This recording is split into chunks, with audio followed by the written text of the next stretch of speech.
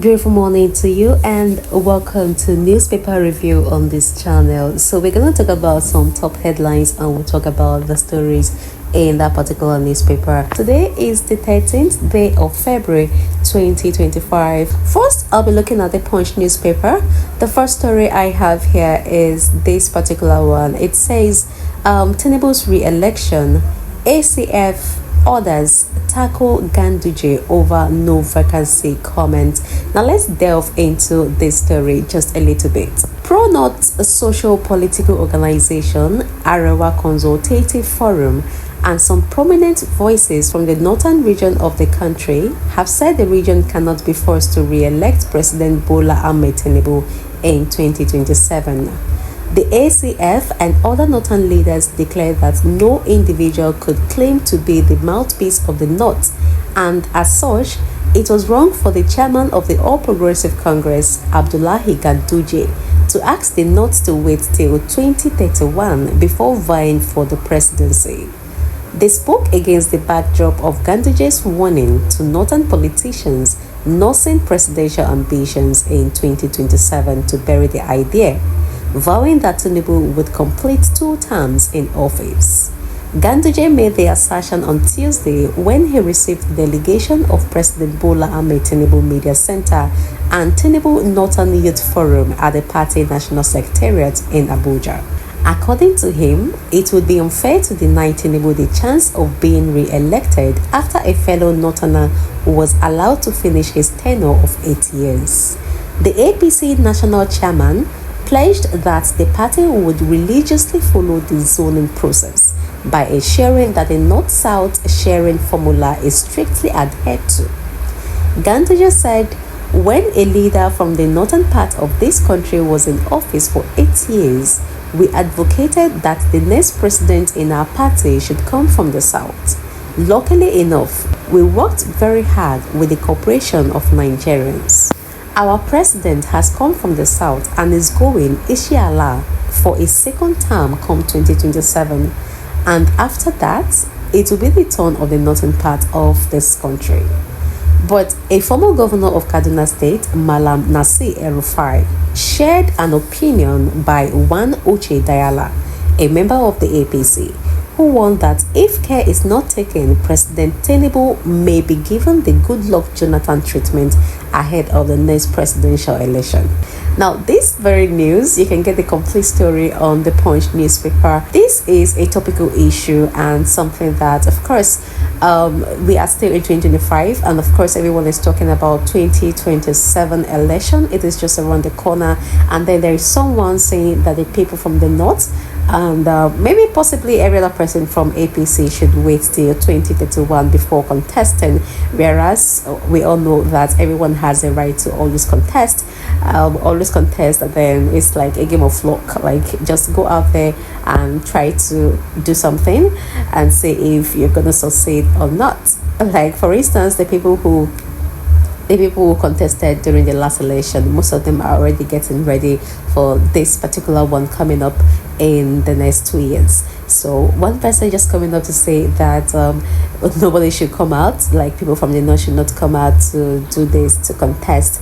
I think that is one person giving a generalized statement on behalf of people. Now, what do you think about this particular story? Leave a comment in the comment section.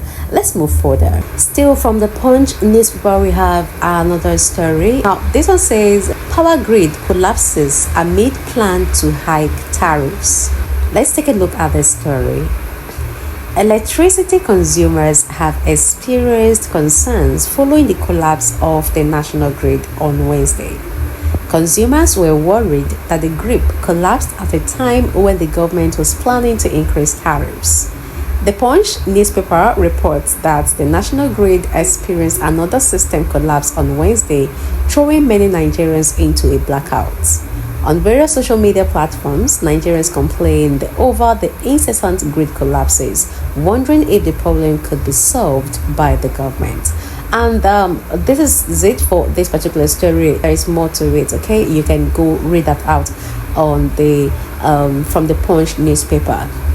Talking about the national grid and the constant incessant collapse, I think that is actually something that the government should look into, because it is like it's now like a regular thing, something that happens all the time. Every time we get to hear about the grips collapse, people pay high for electricity, but then they don't get to enjoy it as much as they ought to in Nigeria. I think the day that electricity issue will be solved in Nigeria, then 40% of our problems, 40% of the Nigerian problems will be solved, because almost everything, I think, even with, this is a very funny comment to make, but I feel that if the electricity issue is being solved, then even the level of, or the rate of insecurity would be at the barest minimum, because a lot of persons may be busy, a lot of persons will have things to do. Yes, what do you think about this particular story? Leave it in the comment section. Okay, leave it in the comment section, and then you can read more on this story from the news, the Punch newspaper. Now, from the Vanguard newspaper, we have a striking story here. This one says poisonous gas. 10 students hospitalized as Ibadan Poly proves incident. 10 students of the Polytechnic Ibadan were yesterday rushed to Adeoyo State Hospital and the University College Hospital in Ibadan after inhaling poisonous gas in the institution's laboratory. The Vanguard newspaper gathered that the affected students, who are from the Department of Science Laboratory Technology, were about to receive a lecture when a minor quarrel started between two students. While other students were attempting to mediate, a gaseous substance was reportedly sprayed by one of the students into the hall, which made 10 students unconscious. Upon receiving a distress call, the Commissioner for Health in Oyo State, Dr. Oluwaserimi Adetumobi, rushed to the hospital to assess the condition of the students. Adetumobi called on the management of the Polytechnic Ibadan to investigate the incident thoroughly and ensure that those responsible are identified and brought to justice.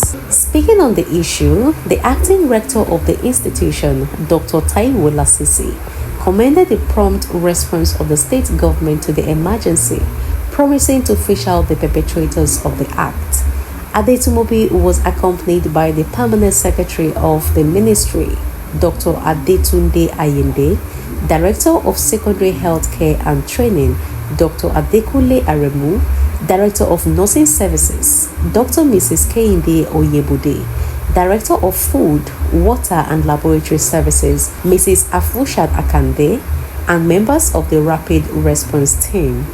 The acting registrar, Adewumi Ogujumi, confirmed that the school's management had written to the State Commissioner of Health requesting an emergency medical response. So this particular story is found on Vanguard newspaper, and I just had to keep reading, I just finished reading the entire story. Now, looking into this, I don't know, the other day we heard a story, I think that was yesterday, we read the story of a student of Unizig dancing in class, and then a lecturer interrupted her and she had to slap the lecturer. And then here again, we have some students fighting or having an argument in a lab, and then another student spraying a substance that he or she doesn't really have much idea on. You can imagine how some persons behave, spraying a substance that he or she wasn't even sure of the content. Now, what if the reverse was the case? What if these 10 students were not just unconscious? What if they were found dead? What would this person say? That they jokingly or they playfully sprayed some gaseous substance in the air and then people inhaled, and then what exactly were they going to explain for this careless act? Some persons just take some things too lightly. Some persons just behave too, like, they feel like some things are too common. They can actually do anything they want to do. And then, of all places to fight, of all places to argue, a laboratory. Oh my god. Okay, so what do you think about this story? Let me have your opinion in the comments section. And also, if you want to read more on this particular story, it is on the Vanguard newspaper. Now, let's check what we have. Let's check what we've got from the Daily Trust newspaper. This is one of the top stories from the Daily Trust newspaper. This one says tax reform bills. Reps want contentious sections expunged. Members of the House of Representatives on Wednesday called for removal of contentious clauses from the tax reform bills as the proposed legislation scaled second reading at the Green Chamber. This is as the lawmakers also raised concern over the conflicts in some of the clauses with the 1999 Constitution and lack of interpretation of some of the wordings in the proposed reform law. They voiced their concerns during the debate on the general principles of the tax reform bills sent to the House by President Bola Ahmed Tinubu. The House later passed the tax reform bills for a second reading after adopting the revised position of the Nigerian Governors Forum on VAT sharing formula and other key aspects that generated controversies in the proposal. The passage followed the consolidation of the four reform bills and extensive debates on the general principles of the bill led by the House leader, Professor Julius Ihobure. Now, you can find this very story on the Daily Trust newspaper. Now, what do you think about this tax review? Do let me know in the comment section. Let's move on. Let's check out other newspaper headlines, and we can just delve into one or two more, and we'll come to the end of this. Now, from the Nation newspaper, this one says rumbling in PDP deepens. Let's delve into the story. There seems no end in sight to the protracted crisis rocking the People's Democratic Party (PDP). The conflict escalated yesterday following the refusal of party bigwigs summoned to appear before a disciplinary committee headed by Chief Tom Ekimi. Former Benue State Governor Samuel Otom and embattled National Secretary Senator Samuel Anyanwu declined the invitation. Otom said he could not bring himself to appear before a panel he described as illegal. According to him, it is a violation of the party's constitution and the Cybercrime Act. He demanded an apology from the committee and threatened legal actions. Anyanwu wrote to the panel that he could not honor the invitation because he had a medical appointment. Benue PDP chairman Ezekiel Adaji, who was also invited by the committee, said it was curious that faceless people wrote petitions against him. Adaji requested Ikeme to compel the petitioners to back their petitions with evidence. The division in the National Working Committee (NWC) also widened yesterday over the National Secretary Saga.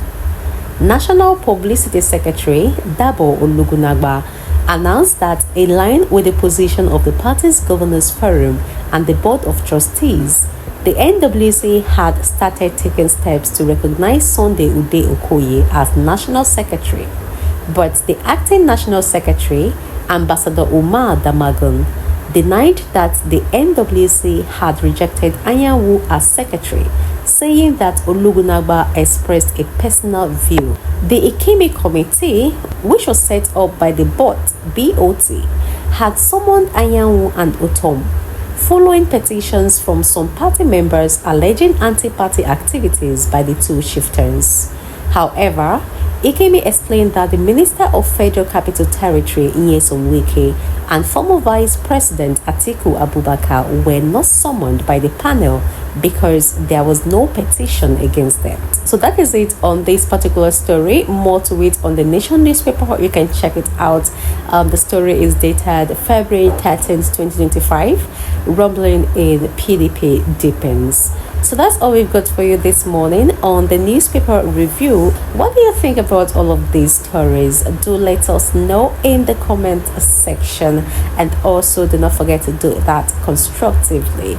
Okay, I'll see you in my next video.